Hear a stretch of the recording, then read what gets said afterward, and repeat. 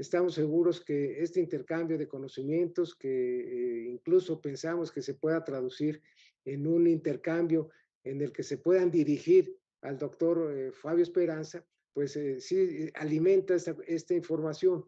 Y además la alimenta no solamente entre nuestros jóvenes y nuestros especialistas, sino entre nuestros jóvenes del país y los jóvenes todos del consorcio que van siguiendo estas presentaciones, y por qué no, también entre los propios especialistas que pueden intercambiar entre ellos mismos. Y el mejor conocimiento del planeta implica avances sensibles en todo lo que está detrás de muchos espacios del conocimiento, y que en el caso del paleomagnetismo, pues conjuga la comunicación entre muchas ciencias que entre sí nos ayudan a conocer mejor nuestro planeta.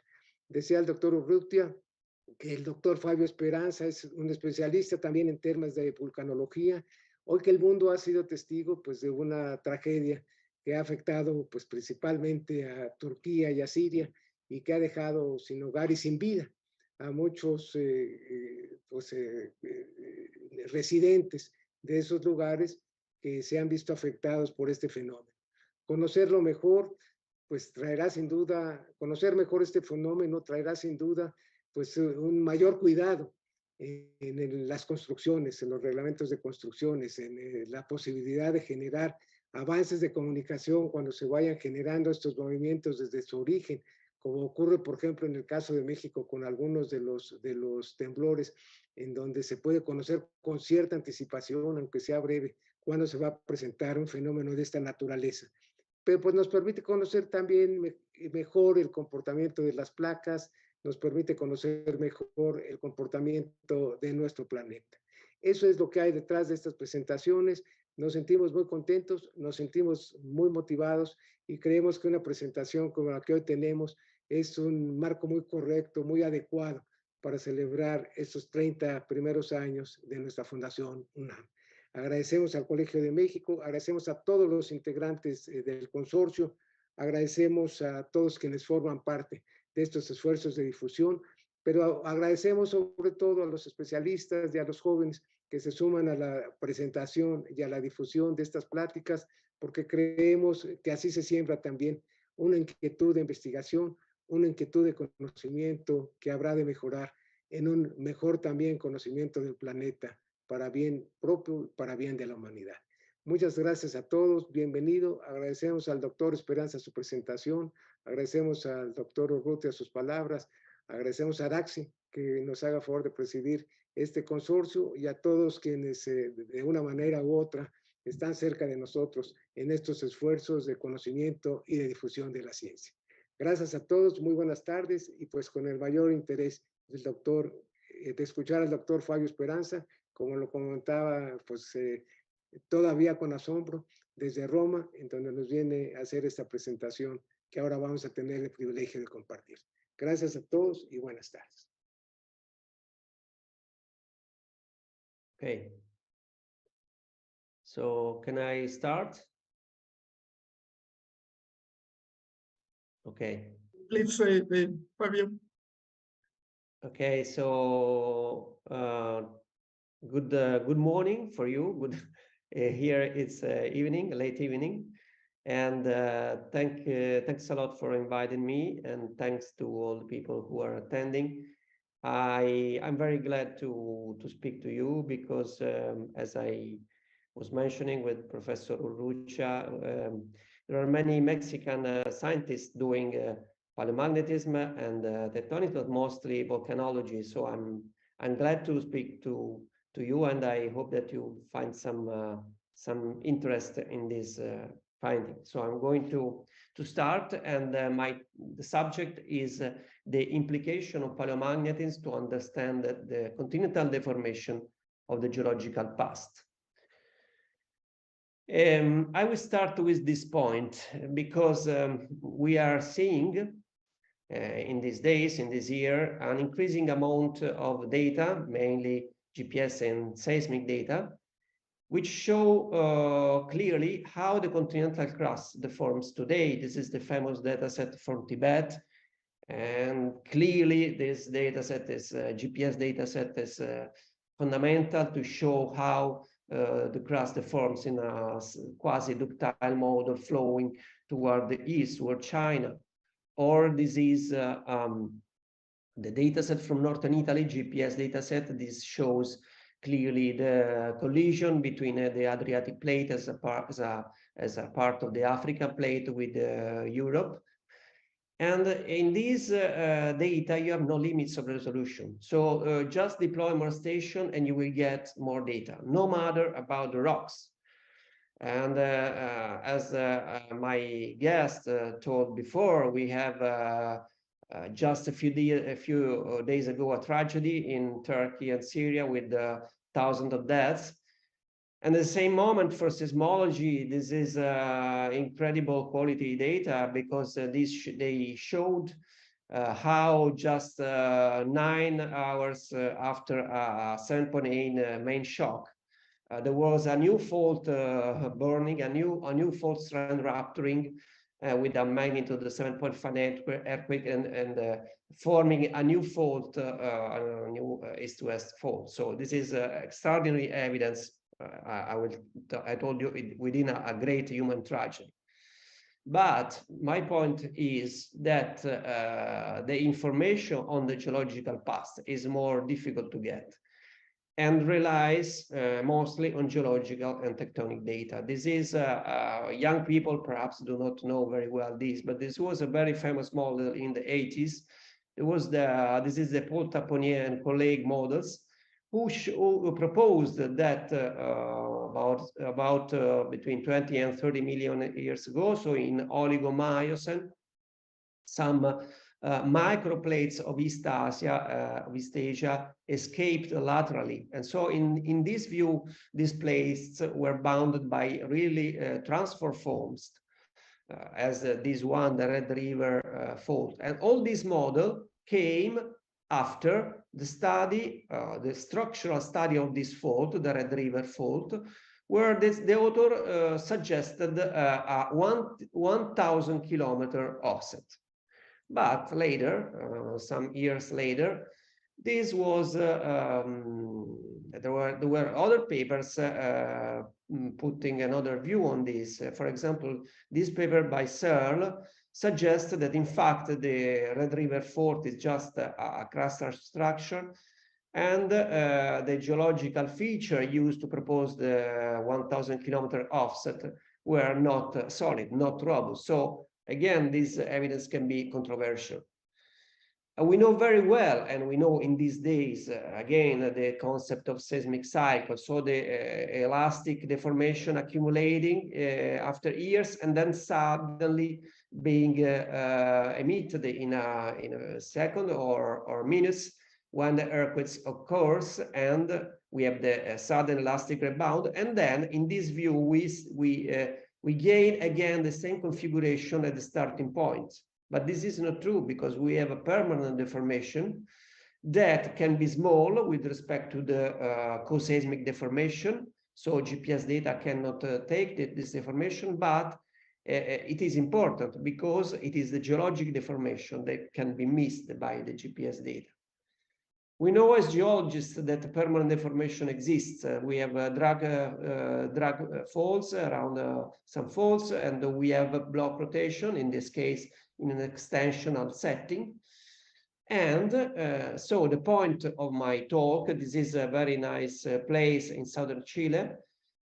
The point is that sometimes geological evidence is sparse because the bedrock can be covered by vegetation, as probably you have a lot in Mexico, or by volcanoclastic material, and again you have a lot in Mexico, by glacial sediments, and so it can be difficult to see the bedrock. And I say in this talk, my proposal is that paleomagnetism may serve as a proxy to understand the geologic of the geological past. So GPS and seismicity serve for today, and paleomagnetism serve to understand what happened in the geological past. It's important to be clear on this.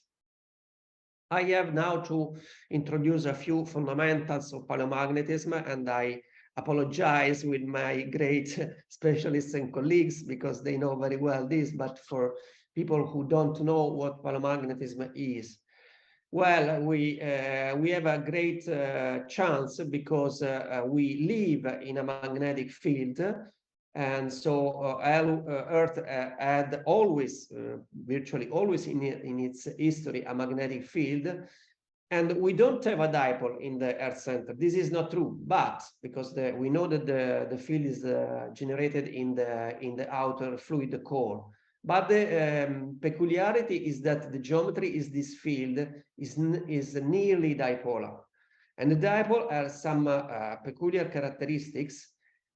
By knowing that in geological times, along geological times, the North Pole coincided with the geographic North Pole. So not in an instantaneous moment, we know that the North Pole, magnetic pole, is not along the geographic North Pole. But if we average that over thousands or tens of thousands of years, this is true. And so if we study the rocks that in the past recorded the magnetic field, we can understand two things. First is the latitudinal drift, because you see that the inclination of the field is correlated with latitude.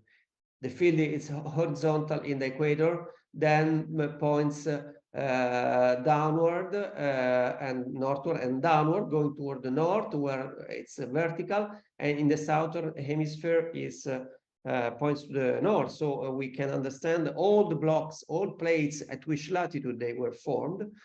And also considering that the field points more or less, or in average time, to the north, we can evaluate rotation above vertical axis. And this will be the focus of my talk. Now, of course, paleomagnetism has been used to understand the rotation and the drift, the latitudinal drift of big plates, or small plates or microplates, but I will not mention this in this talk. I will just focus on orogenic belt, on mountain belts. So what we can understand by paleomagnetism, studying mountain belts. And in this case, if we found the paleomagnetic rotation, we can have two causes for that. So we can have a rotational thrust sheet emplacement. So thrust sheet emplacing with a rotational component, and in this case the rotation will be constant over tens or hundreds of kilometers along the mountain chain, and we can have block rotation in Straxley fault zones. And this is a very fashion model, and in this case the rotation, the blocks are called along the lower crust, and local rotation, fade out, finish a few to tens of kilometers from faults. So these are the two main engines on rotations. And I will start with Straxley setting, because paleomagnetists find rotation, and then they have to interpret the rotation with some models, with some crust deformation models. And I will show the main deformation models of the crust in a Straxley setting. The first model that was introduced by Beck in the 70s was the ball bearing model. It's a very intuitive and very easy to understand models, but sometimes can work. And so you would have the rotation in these round blocks within a Straxley fault zone. Of course, so the rotations in this case are what I say the right way. So if you have, as in this case, a right lateral fault, you will have clockwise rotation, and left lateral fault counterclockwise rotation. And of course, in this model, the rotation may exceed largely 90 degrees. This model was used a lot in the 1970s and 1980s of last centuries, when studying the blocks, the terrains forming Western US and their drift and rotation towards the north. Then we have another model that is very fashion today, and it is called domino or broken slate or bookshelf model. This model was introduced by Ron in '84 and then complemented by Amos Noor, Dan McKenzie, and James Jackson in the '80s. And this model is very fashion today. If you see papers about palemagnetic rotation, perhaps about half of them model the results by this model. So this model hypothesized that the crust is broken in slates, elongated slates, and that you have what I call the wrong way rotation. It's the only model where you have here right lateral faults with counterclockwise rotation and the left lateral fault with clockwise rotation. So this is the only model where you have right lateral and counterclockwise rotation. So clearly the rotation do not exceed 90 degrees. And this is one of the original example of Agairon. So he used this model to explain the rotation in Galilee around this great fault, which is the fault that later on further north continues in Turkey, in Syria, and that ruptured a few days ago. What's happening here? Okay. So another model that I think can work better is the lower crust rheology dependent. So in this model, the crust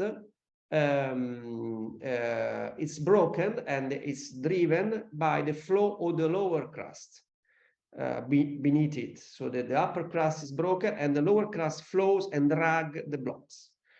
And again, the rotation are clockwise in a right lateral strike slip zone. They may exceed 90 degrees. The rotating blocks are smaller and become smaller and smaller, approaching the shear zone. And in this original paper, so this was proposed by Leslie Saunders and Phil England in the 80s, they related the rotation to the offset displacement, to the length of the fault, and to some rheological factors. So of course, the rheology of the cross, the behavior of the cross a long time is difficult to model. So it was not so easy to use this equation to understand the offset of the fault. And this model was, let's say, developed further by other authors, and particularly by Lamb. This is the application for New Zealand, where you have a great right lateral strike slip zone, and you have in fact clockwise rotation measured. These arrows here. And in this studies, Lamb proposed a much simpler equation. So the maximum rotation, it equates 0.5 for the displacement, total displacement of the fault on the width of the deformation zone. So if you have this fault, the width is this, and of course this is the offset. So with paleomagnetism, there was a very convenient and easy way to infer on the offset of a strike slip fault. An important point is how much is it the width of this rotation zone. How far we can find rotations in a strike slip zone, how far from the strike slip zone. Well, it can, in my experience, it can vary from 100 meters to kilometers. And the maximum I found, and that Leslie Saunders proposed in the 90s in this fundamental paper, was 30 kilometers. So here we have the fault, this Las Vegas Valley dextra shear zone, and these are the rotation. You see that rotation exceed 90 degrees, and they fade out at about 30 kilometers from the fault. This is an important datum to take in mind. So as I introduced before, we applied this method in the Liquigne of Key dextral right lateral fault zone of southern Chile. This is a spectacular 1,000 kilometer long dextral fault that probably is inferred to arise for the strain partitioning. So we have oblique subduction of the Nazca plate below South America, and this is partitioned in pure thrust, mega thrust earthquakes, as the Valdivia earthquake was the strongest, 9.5 was the strongest earthquake ever recorded by seismic instruments, and is partitioned in a strike-slip faults that runs along the volcanic arc. And so this was a good place where to apply our paleomagnetic method. This is the colors indicate the locking between the upper and lower plate as inferred by GPS data, GPS coverage. So here this indicates the two plates, the South America and Nazca, are strongly locked, and here in this point locking is less, and I will explain why I'm interested to that. Okay, so these are the paleomagnetic data, paleomagnetic rotations, clockwise and counterclockwise, at various distance from the fault. Don't consider this from the moment, it's a little bit complicated, just consider the pattern east of the fault. So we have some interesting things to notice. First, the crust is broken in small blocks from 1 to 10 kilometers. The rotation ends at 10 kilometers, about 10 kilometers. So we have just a deformation zone 10 kilometers wide. And we have some sites undergoing a strong clockwise rotation that exceed 90 degrees, and some sites undergoing no rotation at all. And so our model was to consider that here, again, consider the part east of the fault, we have some circular blocks, round blocks rotating, and we have probably some slates, some elongated blocks that simply do not rotate, they're simply translated parallel to the faults. So simply with, similarly to this model of translation and no rotation of block put forward by Geisman in '84. We, by using the equation of Lamb, we have the rotation, we have the width of the deformation zone, which is 10 kilometers, and so the total width would be 20 kilometers, and we can evaluate the offset. And in this case, we evaluated the offset of the full total offset of 120 kilometers, which is more or less consistent on what we know. But now let's see what happens here. Is more complex in the west. So this is the forearc. It is the so-called Chiloe block. It's a sliver which is translated northward, a sliver of crust which is translated northward, and is cut by a set of active left lateral faults.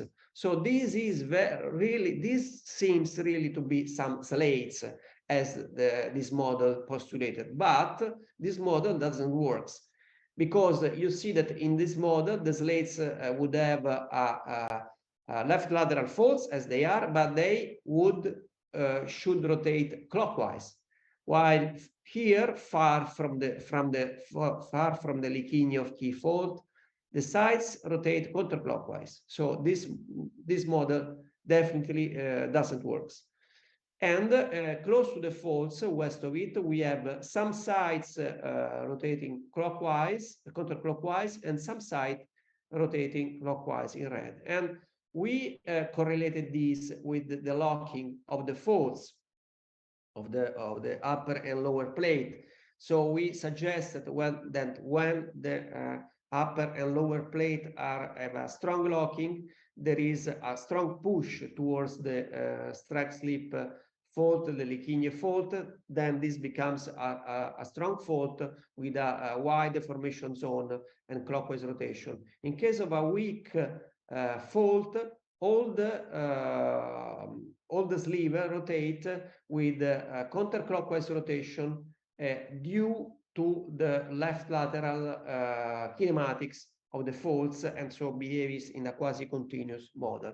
In any case, these model don't work that I put forward previously, and you can see so how things can be complex. We have to consider several models and several kinematics to explain a given setting if we have a high resolution of dating, which is a prerequisite. Now let's change continent and let's move on East Asia.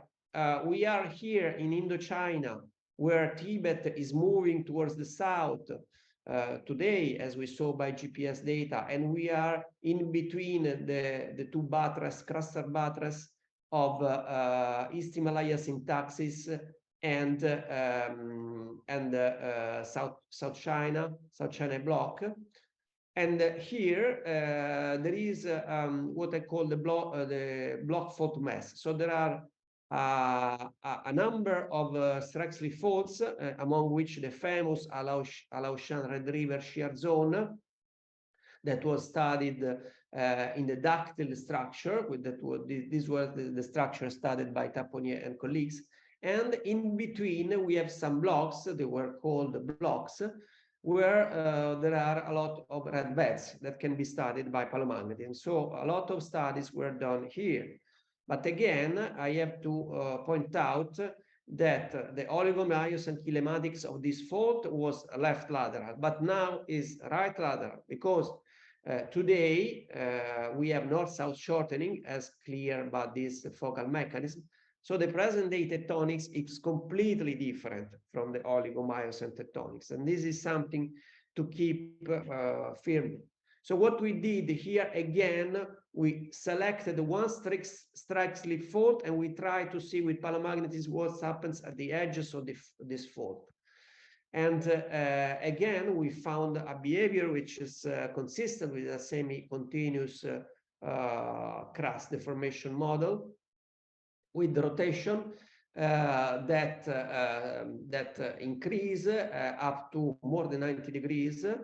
The blocks are more or less 1 to 10 kilometers wide, and the whole deformed zone is 20 kilometers wide. So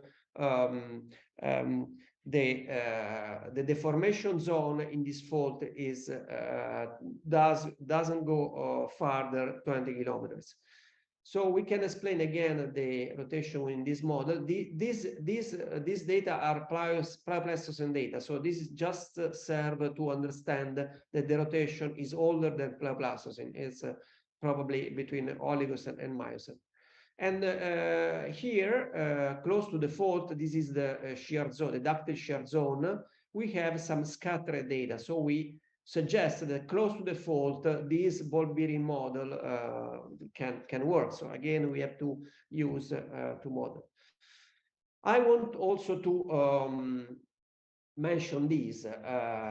We have also some cases of no paleomagnetic rotation. There is a famous paper published in the 90s. Why are there no clockwise rotation along the North Anatolian fault zone? Platzman and colleagues. And they sampled at a certain distance from the North Anatolian fault. This is interesting because the earthquake of a few days ago was here. Now all this plate is being is migrating towards the west and is accommodated along the North Anatolian fault. And the point why they didn't find rotation, there are several reasons. One point that I explained before is that the rotation, in this case, can fade out very rapidly from the fault. They can fade out at a few kilometers, maximum 20 or 30 kilometers. So as if here you have the first sites that are 20 kilometers far, probably you are completely missed the rotation. And in fact, the sites that are close to the faults have the rotation. So the important point is to have a good sampling resolution. Start sampling very close to the fault, at least less than 1 kilometer, and then do several sites at high resolution moving away to the fault. Don't do the first side at 20 kilometers. You will see nothing. Another cause can be that, as we saw in Chile, there can be some slates moving parallel to the fault and not rotating. Or, of course, the rotation is dependent from the strength of the fault and the high strength of the fault walls. So in this case, if we have a very weak fault and a very strong fault walls, the rotation will finish very rapidly from the fault. So this is important to take in mind. Now I want to talk about this. You will have a mountain belt, you will do paleomagnetism, you will have some rotations, we'll find some rotation, and then the problem comes. Because as I told you, the rotation can be interpreted in many models, either driven by structural faults or by truss sheets, or by rotational truss sheet emplacement. So how to discriminate among them, and I will show this case history in West Sicily.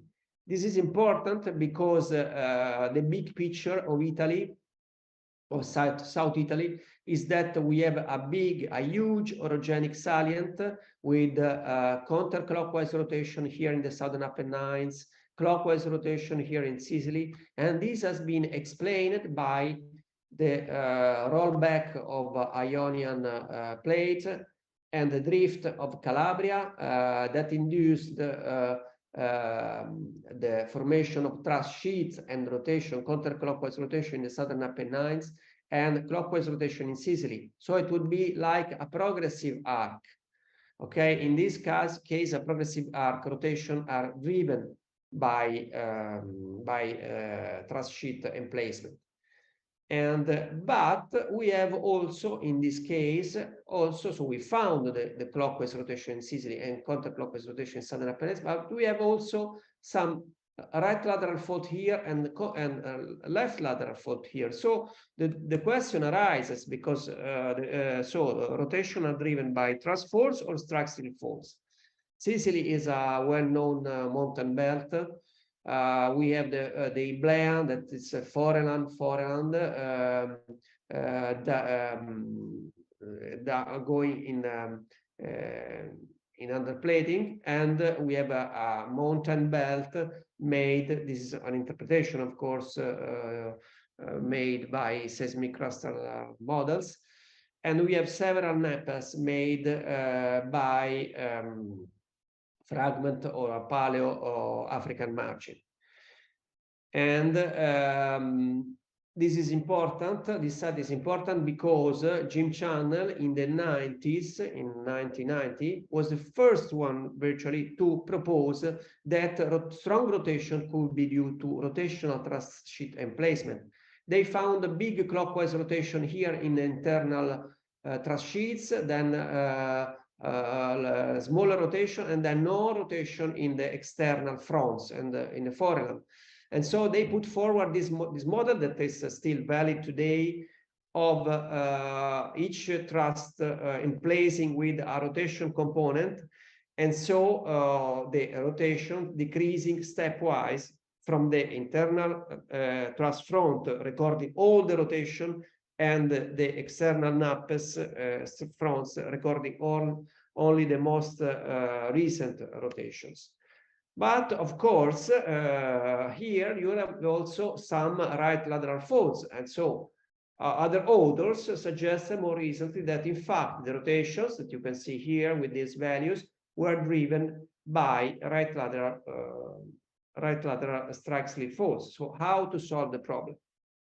As I told you, it's important to see how rotation change, evolve, moving from a structural fault. So we selected two clear structural faults in Sicily that are here, two dextral faults, and we did some transect. So sampled paleomagnetic sites going away from the faults. And what we found is this. So we have a regional clockwise rotation, very strong, more than 90 degrees, that clearly is driven by truss fault because it's a regional scale rotation. And just close to the fault, we have the strongest rotation, but they fade out at few hundred of meters from the fault. So be careful. If we would have taken the first site at 1 kilometer from the structural fault, we would have completely missed the pattern. Again, so if we use the equation of Lamb, we have the excess rotation due to the fault and the width of the deformation zone that is just 200 meters on one side, so total is 400 meters, and we can calculate the total offset of this fault. That was just 600 meters. 600 meters, not so much. So in this case, we confirmed that structural fault activity doesn't not play a significant role for clockwise rotation occurring in Sicily, and thrust tectonics with rotational component is the most valid candidate. In black, we have the total rotation that we measured in Sicily, and in red, the rotation induced by each thrust front propagation.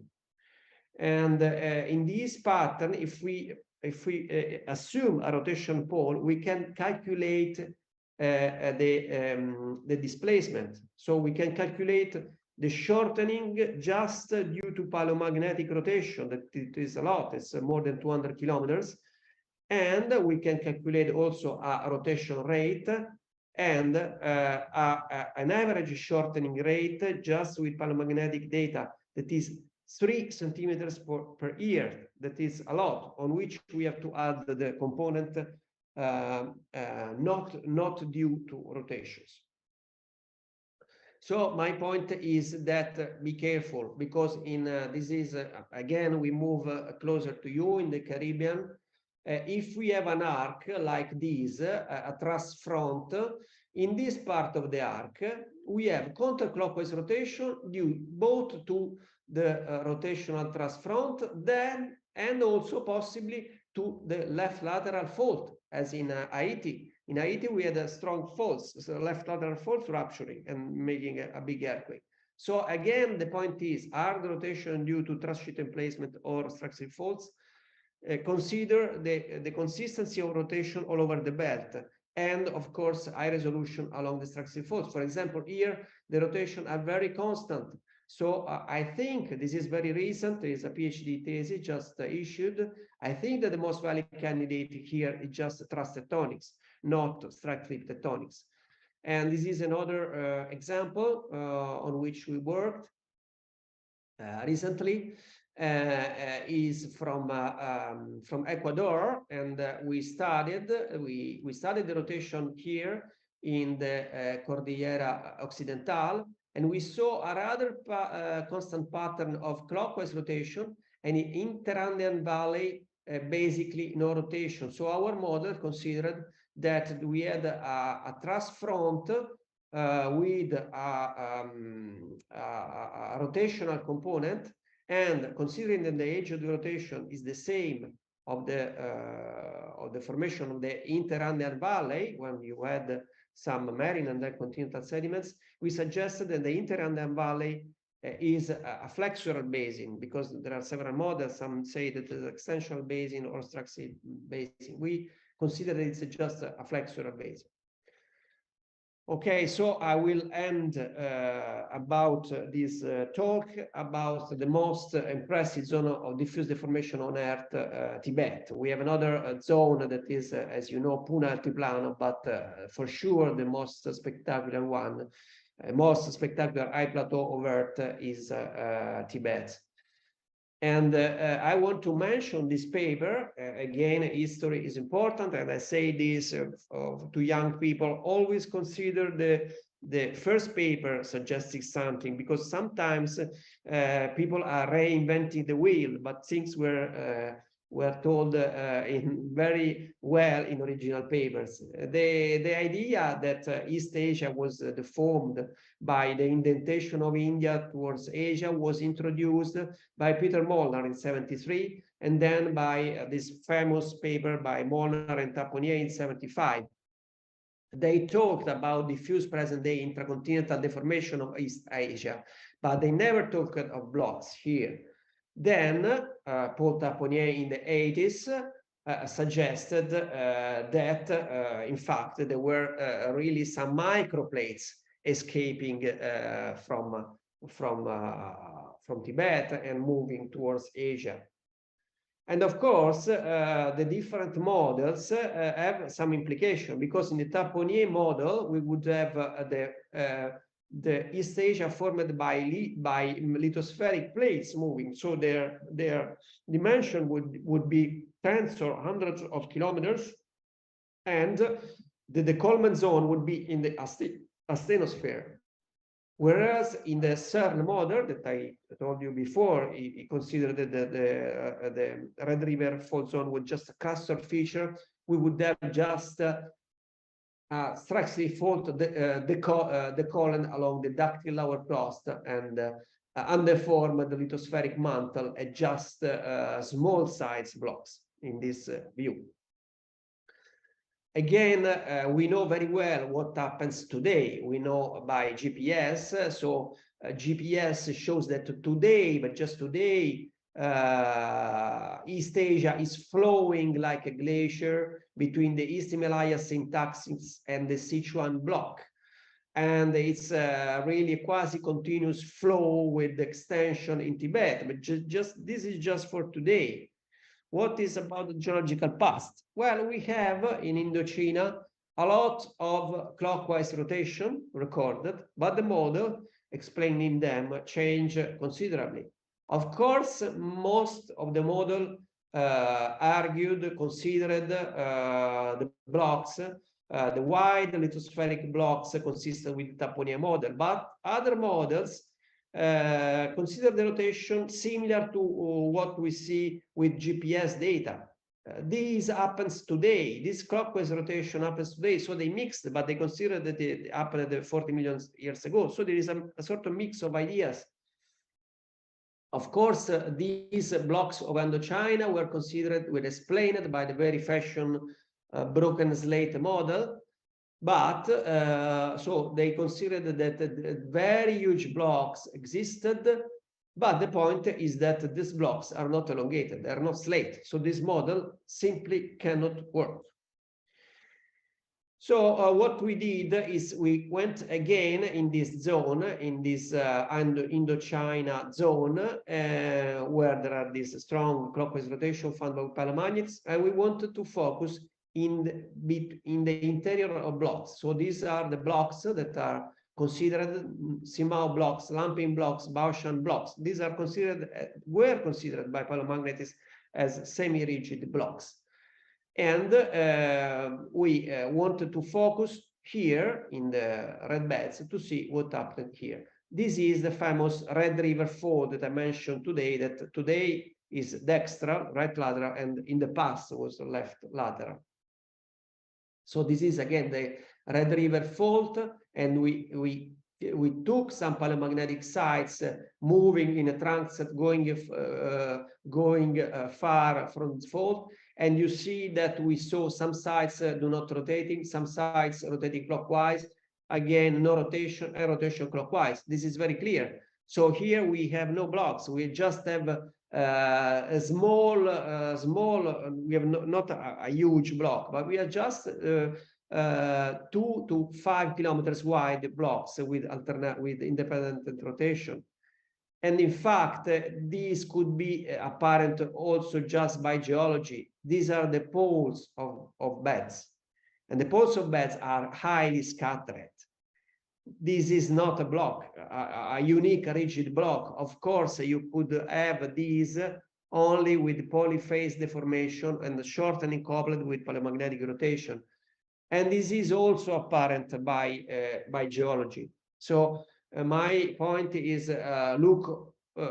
consider paleomagnetism and geology at the same, with the same resolution and the same time.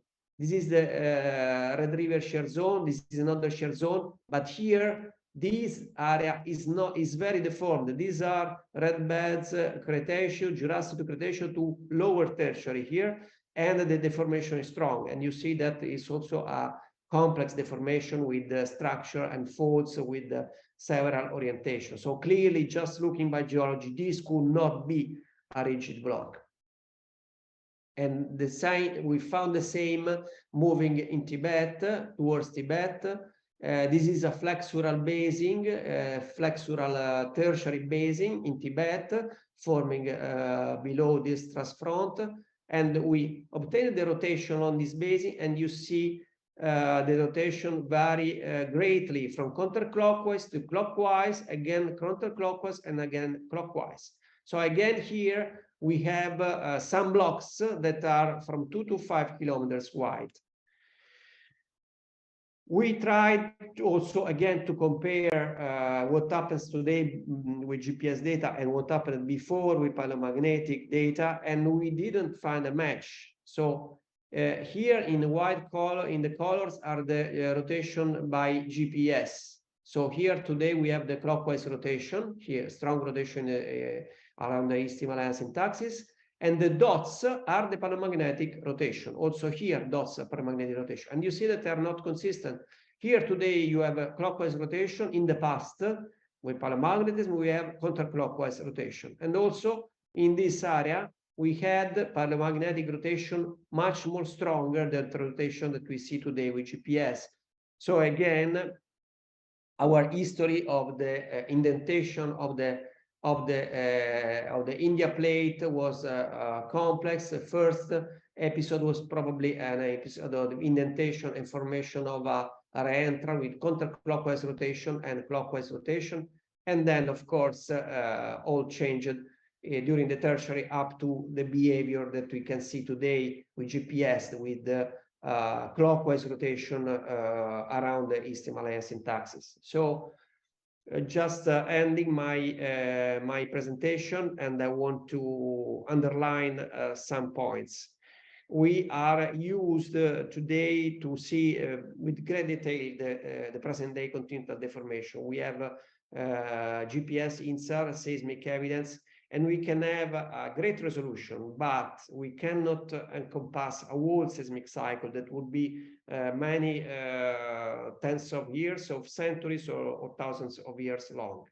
So if we want to know the permanent geologic deformation, we need geological data, but interpretation is often controversial and bedrock can be hidden. And in this case, we can use paleomagnetism to complement geologic information. Of course, there are many limits that I didn't show to you today because it would be too long. But paleomagnetism and many limits, it requires good rocks to be studied. For sure, you can put a GPS station everywhere.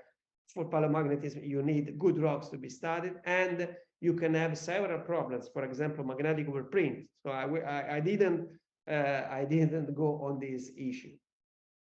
I tell that occasion you will have your data, but before to accept one rotational model, you have to try several solutions, because many models may fit paleomagnetic data. So to understand really what is the best model, you just to have a good coverage on so many sites along a belt in a regional scale, but also a high resolution around the faults to see if you want to see if a structural faults introduce a rotation, do many sites at 1 kilometer or less than 1 kilometer far, and go far with the other sites with a high resolution. So the point is that if you want to understand things, you have to study things with a comparable geologic and paleomagnetic data resolution. So and geology has the same importance as paleomagnetism to choose the good model.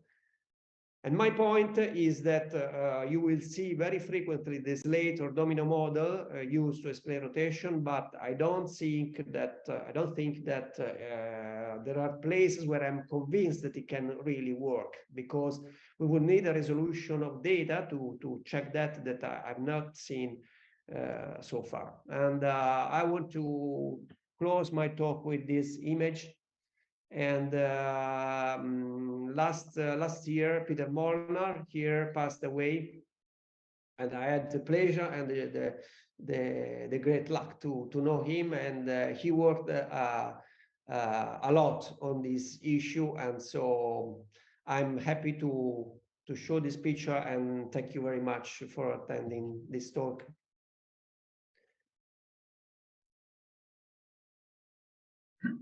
Well, thanks very much, Fabio, for a very interesting presentation. And it's interesting that you can show so many different deformation styles in so many different faraway places. So this is just great. We have several comments and questions. I will try If to... someone wants to do question in Spanish, I no problem. Okay, thanks very much. Well, actually, we have many people and students saying hello and congratulations. A very interesting research and yeah, and interesting to see the deformation at different scales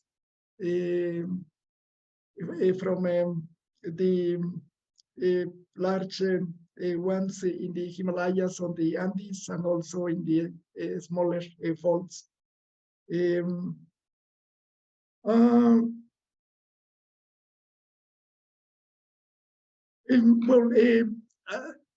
I will try to organize them, but not easy. What happens if there are multiple rotations and deformation events? Can they be resolved? This is a good question. I would say not always, and of course you would need sites of different ages.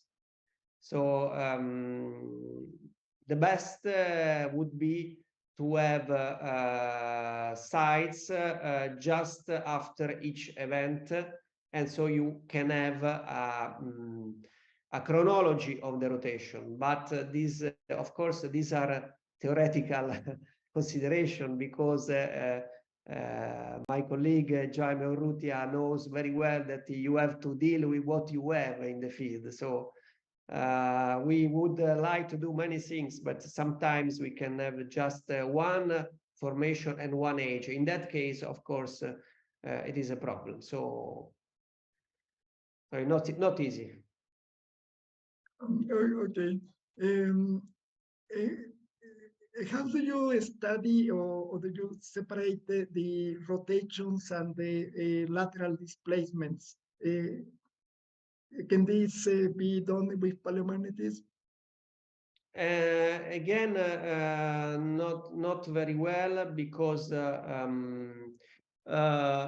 mean lateral displacement in you mean lateral escape, for example, of Anatolia? You mean that? Well, it's not mentioned, but yeah, I suppose they are thinking in these lateral faults. No, this is a problem, because with paleomagnetism you can understand the drift in latitude. You can understand when blocks change their latitude, but longitude cannot be assessed by paleomagnetism. So, for example, if you consider Anatolia or Tibet, and the displacement, the lateral escape, is towards the east or towards the west, you cannot evaluate with paleomagnetism. So the limit of paleomagnetism is longitude. You cannot assess longitude. So you could assess the escape just if you are lucky that the escape is in north-south direction. For example, we did this in Ecuador, because there in Colombia and Ecuador there is a big issue. Some persons argue that the model is similar to the Western US model. So you have some blocks migrating northward during since the Mesozoic and also the Tertiary. In that case, we can evaluate these. And for example, in Ecuador, we could see that at least since Eocene, so at least since 40 million years ago, we do not have any latitudinal drift of the blocks. So in this case, paleomagnetism can give an answer if drift is in the latitude direction. Okay, yeah, this is interesting. well, there are several questions and well, comments related to how deep is the deformation, and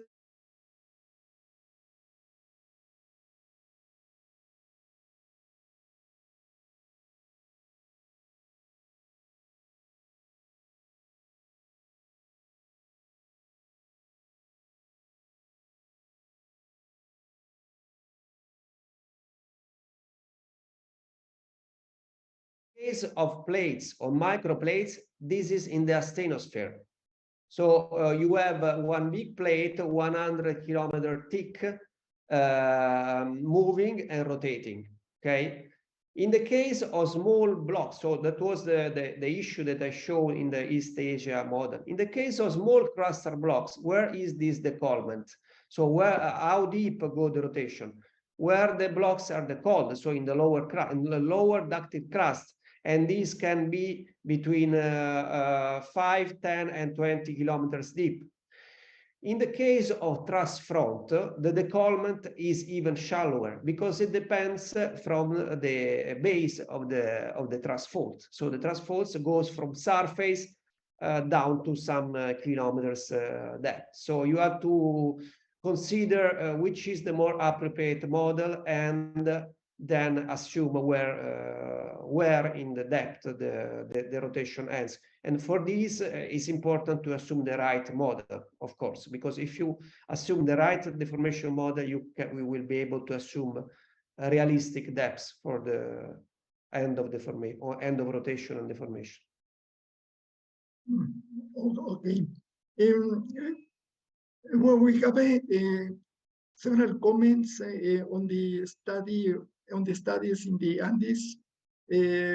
Congratulations! It seems this part well, it had a lot of got a lot of attention from our students. They ask if how is the main fault, what the smaller faults related to the main fault, how do they form, and if the movement is always rotation, or how the smaller faults relate to the main fault.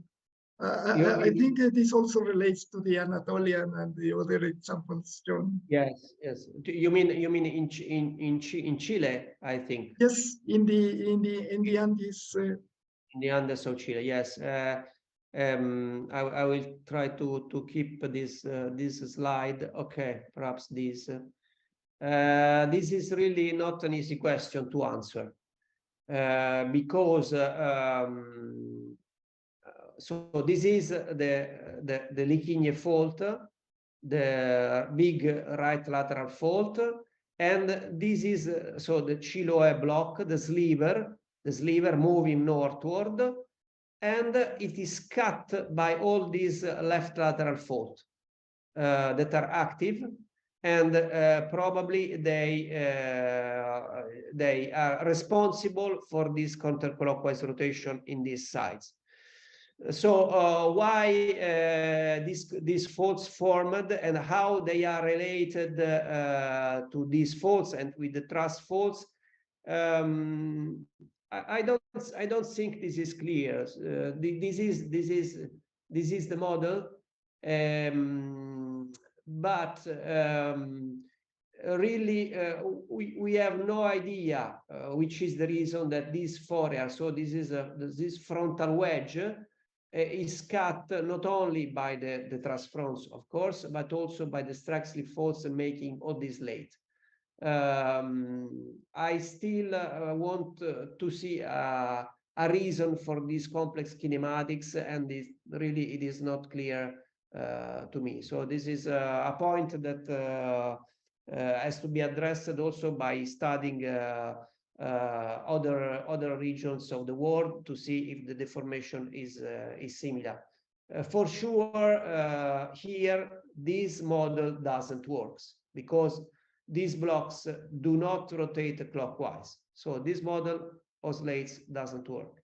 We have to look for alternative explanation. For sure, this ends further north. when the Liquiño-Key ends, here, more or less here, the left lateral faults end. So these must be related to this mechanism, to the great Liquiño-Key fault, and also giving these faults. But I really is not very clear why and how is the real dynamics more than kinematics of this system. So it's a good point for your students to go there and study further. Okay, yeah. Well, they made some other comments, and I take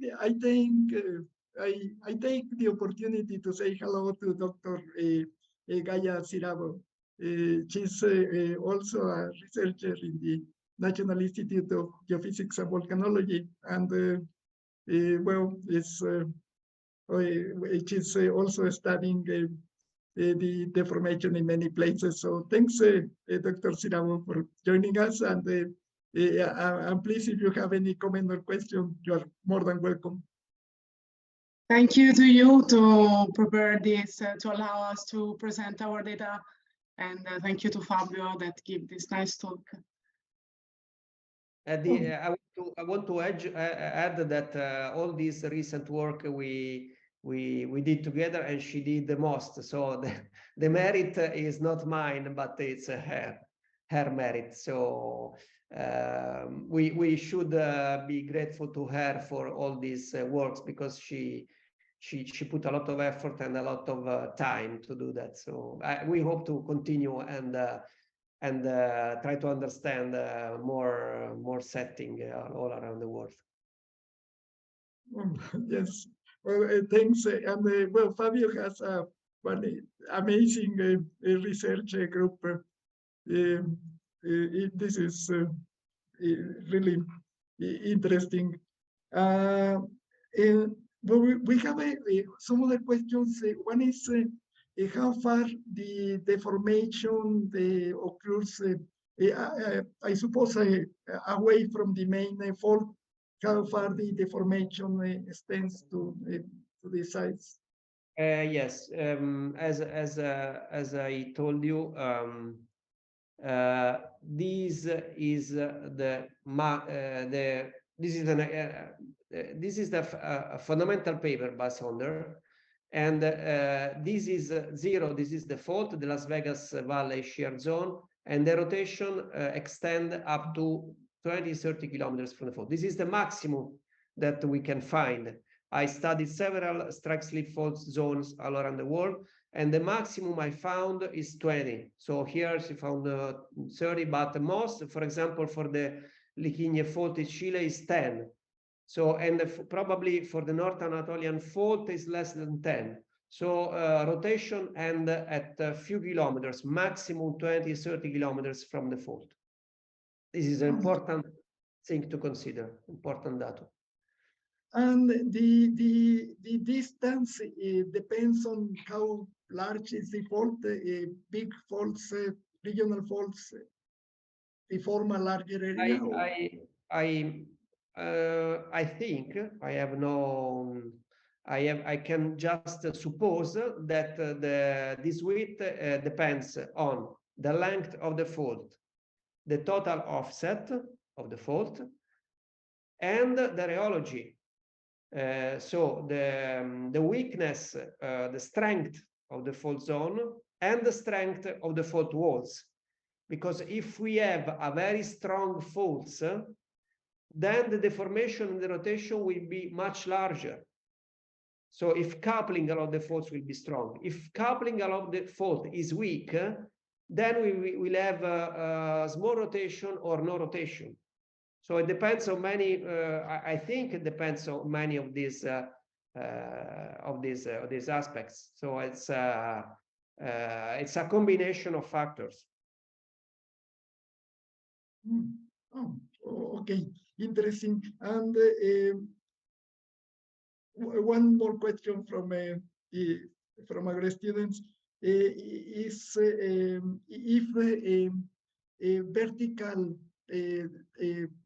deformation, I think they are thinking in uplifting or something, because they mentioned the study in the Andes, also occurs, and if it's possible to estimate if you have vertical deformation plus its rotations and lateral. Yes, this is an interesting question, because paleomagnetism can just assess horizontal deformation and rotation. But of course, there are other techniques that assess vertical deformation, for example, thermochronology. And my colleague Gaia Siravo started with thermochronology and then continued with paleomagnetism.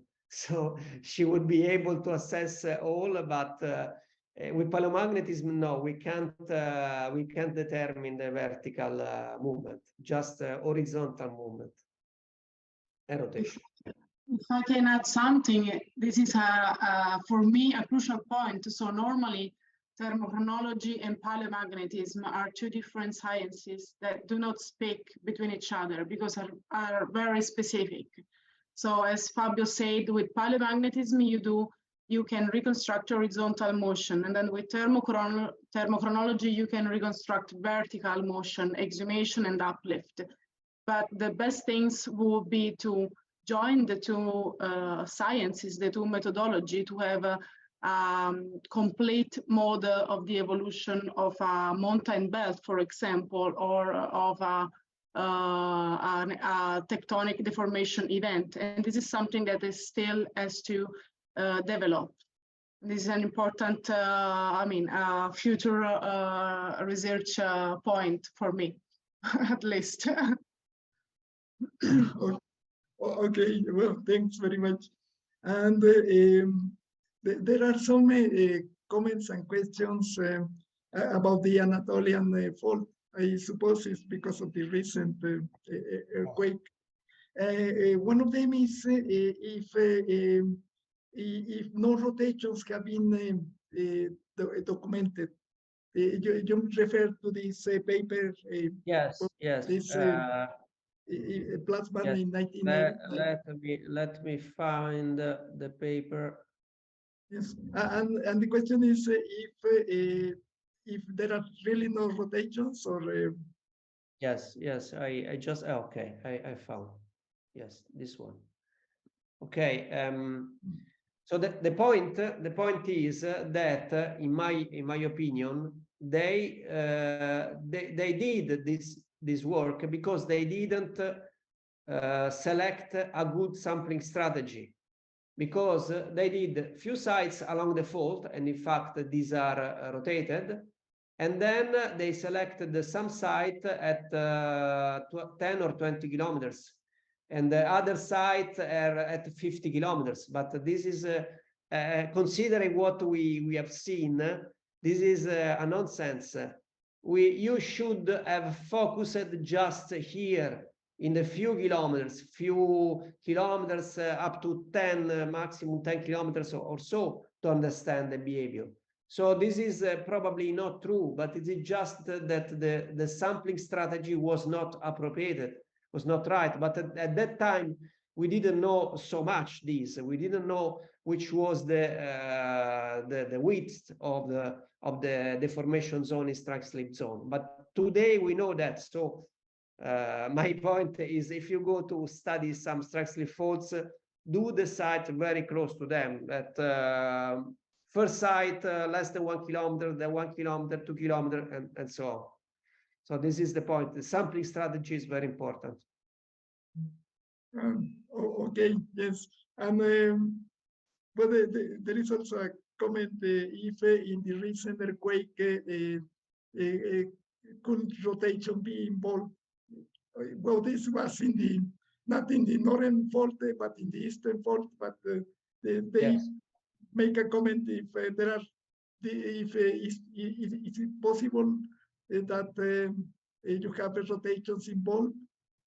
Yes, it is possible, but rotations are produced very slowly. So we see with paleomagnetism, we see rotations that are accumulated in millions of years. So within an earthquake, you would have a rotation of perhaps a few tenths of degree or just 1 degree or 2, and so this is not in the resolution limit of paleomagnetism. You can, as Professor Urrutia knows, you can't discriminate tectonic rotation that are less than 10 degrees. So you need time to accumulate rotation that can be detected by paleomagnetism. And with earthquake, you just see the present-day deformation and the rotation that is very small to be seen with paleomagnetism. So the important point is to understand that with earthquake and GPS, you can see the present-day deformation. With paleomagnetism, you will see the geological deformation that is accumulated with many millions years, many earthquakes, and many geological events. So we are looking at two different perspectives, and it's important not to mix them up. Many people mix them up, don't mix them up. Okay, well, thanks. Thanks very much to the comments, and there are well, many more from our colleagues, paleomagnetic colleagues in Latin America and in South America.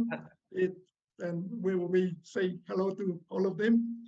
And we will just take one last question, and it's about the diffuse deformation. That is really interesting, this study in the Himalayas and the collision of the Indian plate. If you can explain more about the diffuse deformation. Yes. If it's not clear the comment, but perhaps they are. Yes, it's. Thinking I can add some. This is what we are seeing today.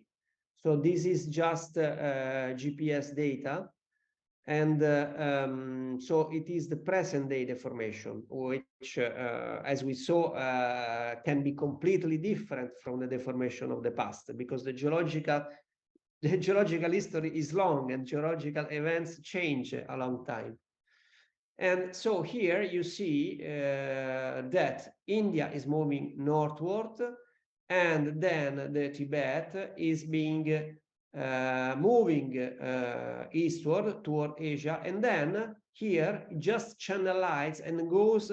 There's a vortex, a sort of vortex, and goes south, because it goes between two strong crust indenters that are these, the East Himalaya syntaxis. So this is a part of the India plate, and this is another strong block, the Sichuan block. And in between, you have just crust flowing like a glacier, but really like a glacier towards the south. So clearly here, at least from this data, you cannot see great blocks, but a deformation that is very diffused. It's similar, evaluated at a great scale. It's similar to a ductile deformation, but of course we are in the upper crust. So some small block must exist, because upper crust surface is not moving in a ductile way. But the blocks are so small that the deformation can be seen and approximated as a ductile and deformation.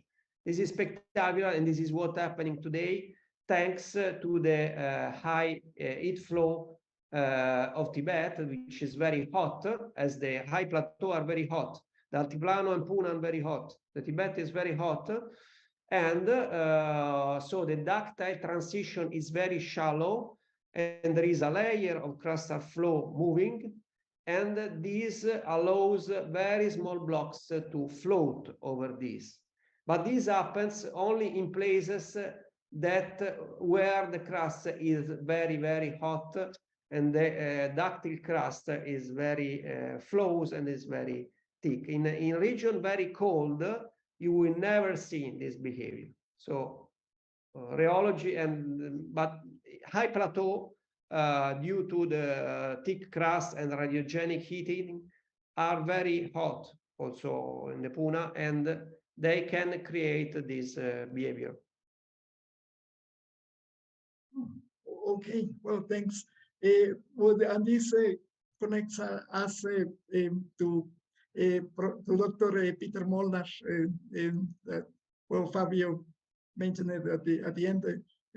Peter was well, a very creative researcher, and in Mexico, one of the early models of tectonic deformation in southern Mexico and Central America was published by Peter Molnar. Also, the first model for the opening of the Gulf of California was made by Peter, and one of his students, Tania Aguirre. That was the time, a very interesting time, and I agree with Fabio that it's good for our students to look back and read the original papers, the original studies. This model for southern Mexico was a part of the initial development of plate tectonics in the late 60s and early 70s. So yeah, we agree that Peter was an outstanding scientist. Yes, he was. He was an extraordinary person, and it were some years, incredible years of revolution of science, the 70s, the 60s, 70s, the 80s, and in these years they could write fundamental papers.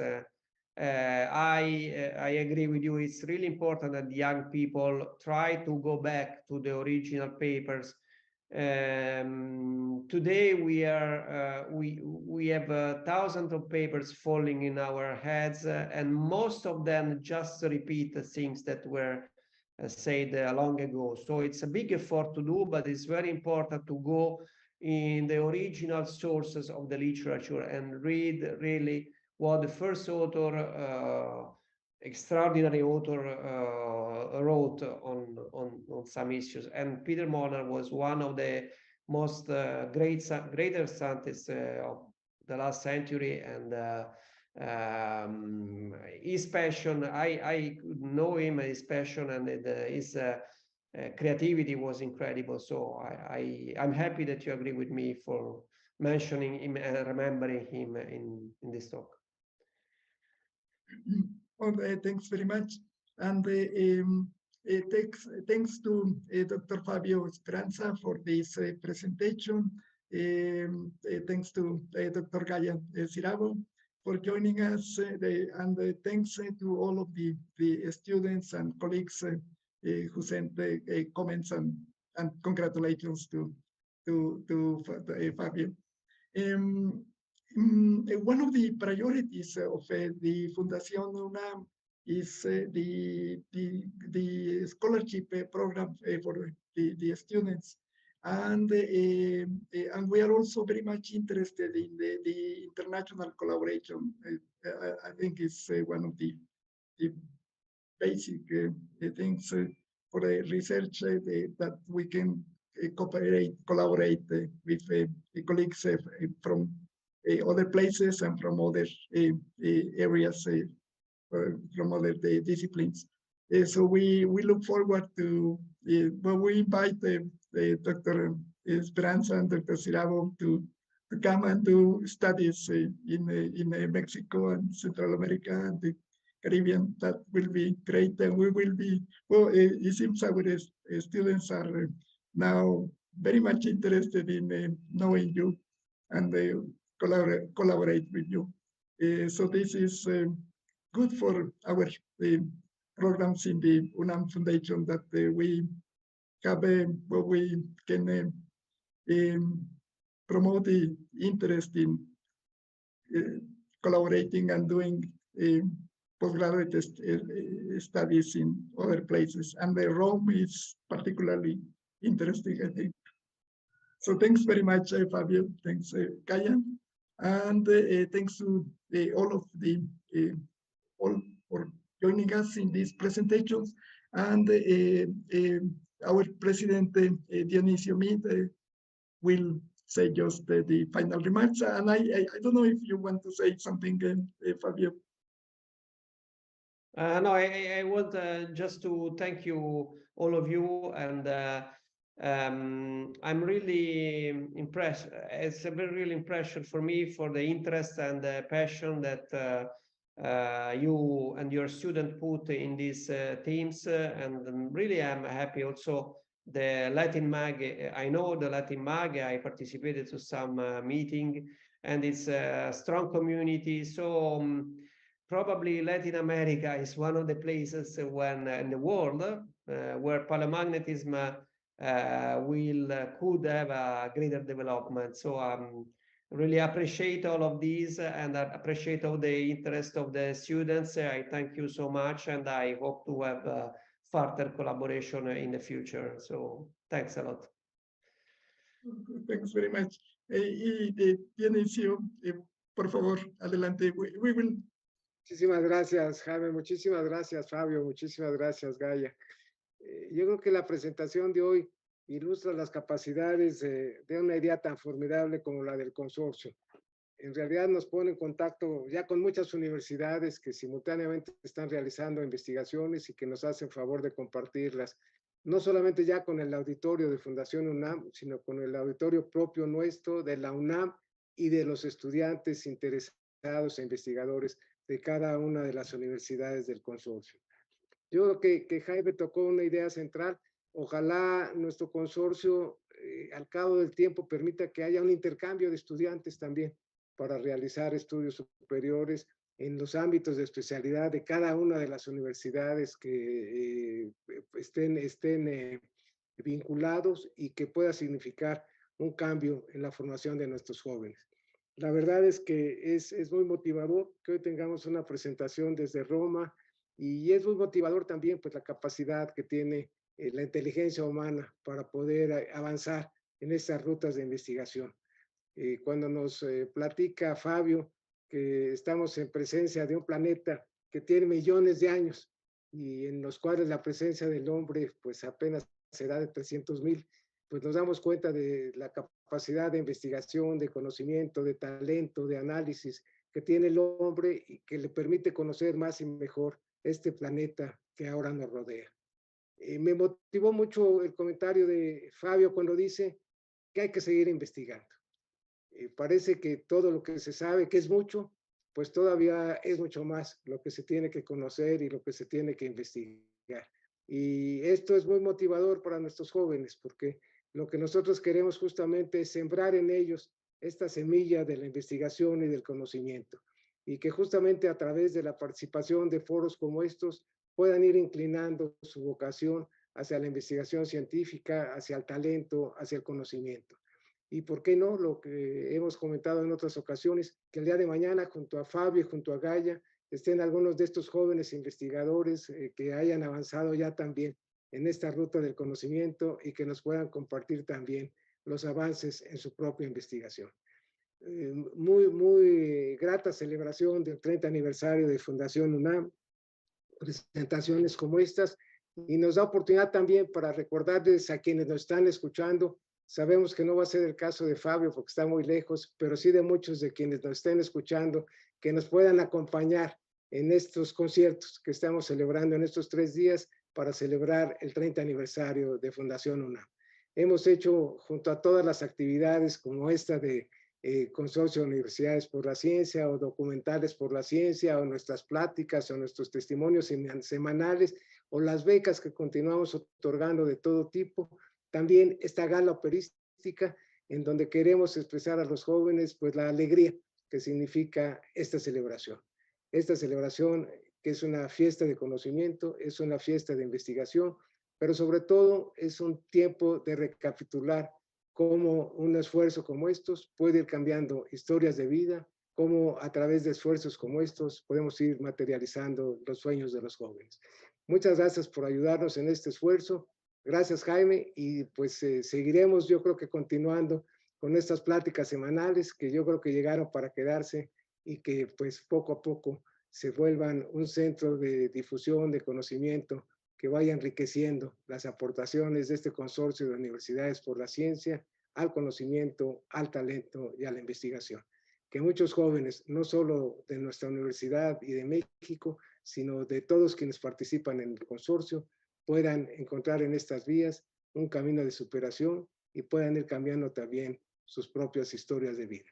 Muchas gracias a todos, muy buenas tardes y ojalá quienes puedan nos acompañen en los conciertos que hoy y mañana celebraremos en la sala Nezahualcóyotl con la Orquesta Sinfónica de Minería para celebrar este 30 aniversario. Muy buenas tardes.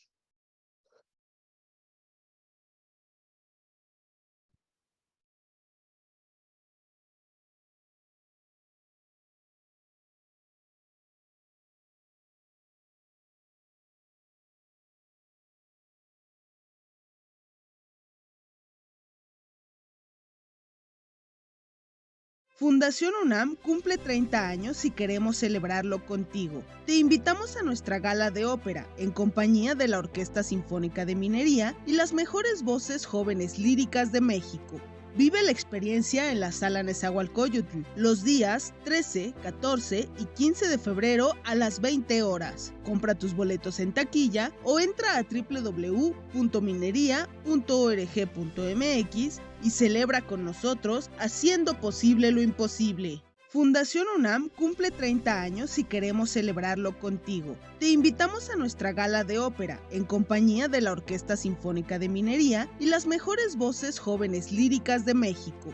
Vive la experiencia en la Sala Nezahualcóyotl los días 13, 14 y 15 de febrero a las 20 horas. Compra tus boletos en taquilla o entra a www.minería.org.mx y celebra con nosotros haciendo posible lo imposible. Fundación UNAM cumple 30 años y queremos celebrarlo contigo. Te invitamos a nuestra gala de ópera en Fundación UNAM y BBVA te invitan a participar en el Premio Educación Financiera Fundación UNAM BBVA 2022, tercera edición.